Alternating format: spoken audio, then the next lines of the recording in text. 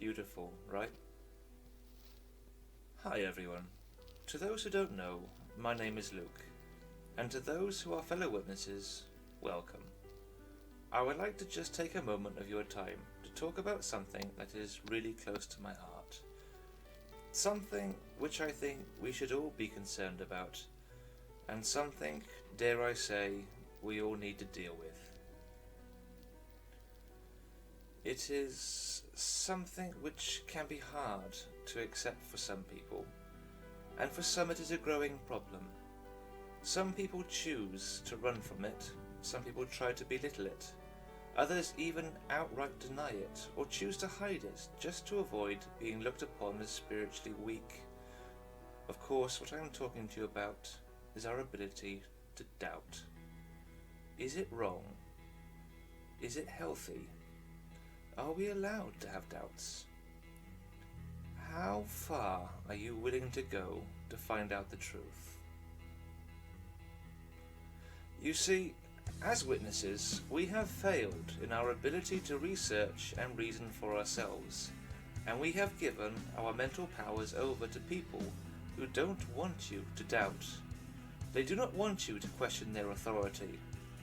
And if you do, and they find out, they will silence you. Let me explain.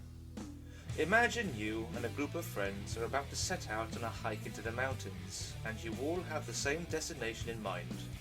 You all have planned out the route before you, with certain milestones and markers which will help you find your way to where you want to go. You have all prepared the provisions needed for this hike, but most importantly, you have all remembered to pack your compass and your map. But one of your friends then designates himself as the leader, and then insists that he should be the only one to read the map. You choose to go along with this direction. After all, you all have the same map.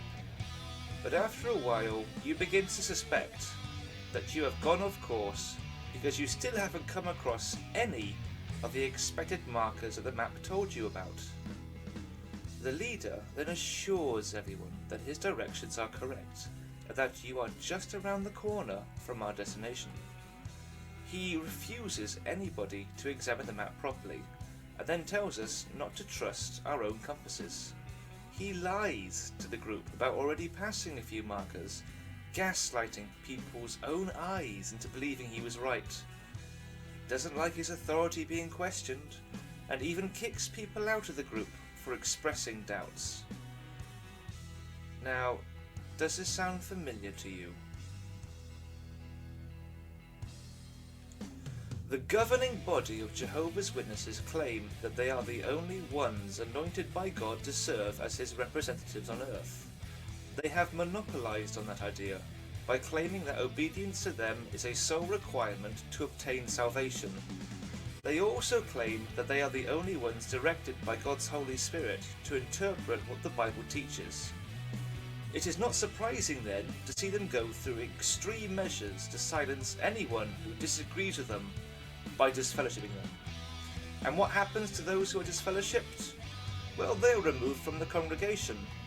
They are shunned by their friends and their family, all because the governing body doesn't want you to question their authority.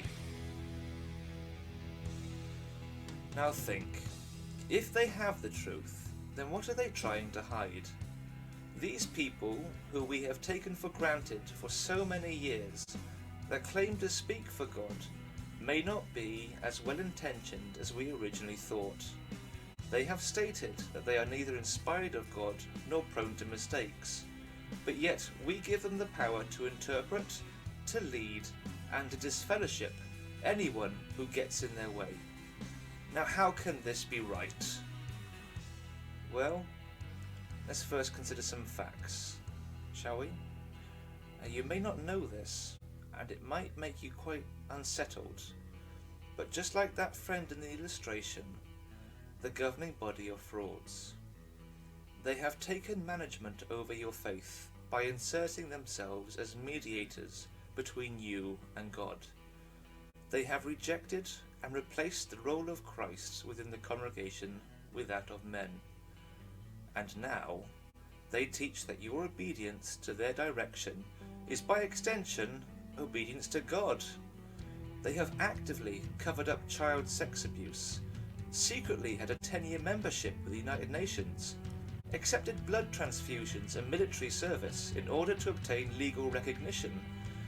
They have used lies, deceptions and misquotes within their publications. The millions they are spending in sex scandals, lawsuits and court settlements.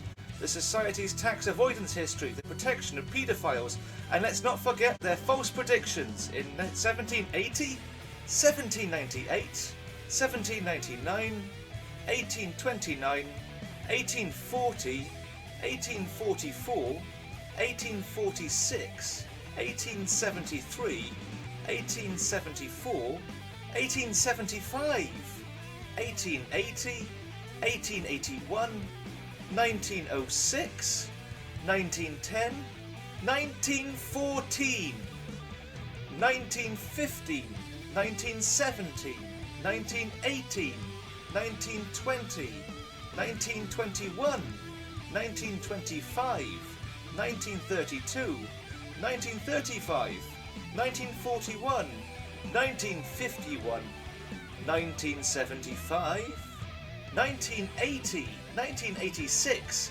2000, and again in the present day. Now, Jehovah told the Israelites, when the prophet speaks in the name of Jehovah, and the word is not fulfilled or does not come true, then Jehovah did not speak that word. Solomon also wrote that every saying of God is refined. He is a shield for those taking refuge in him. Add nothing to his words, or he will reprove you, and you will be proved a liar.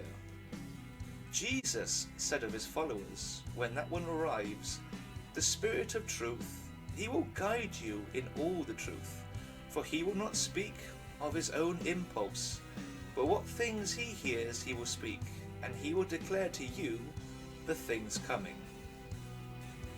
So when Jehovah commanded, do not put your trust in princes, nor in the Son of Man, who cannot bring salvation, do you not think he had good reason?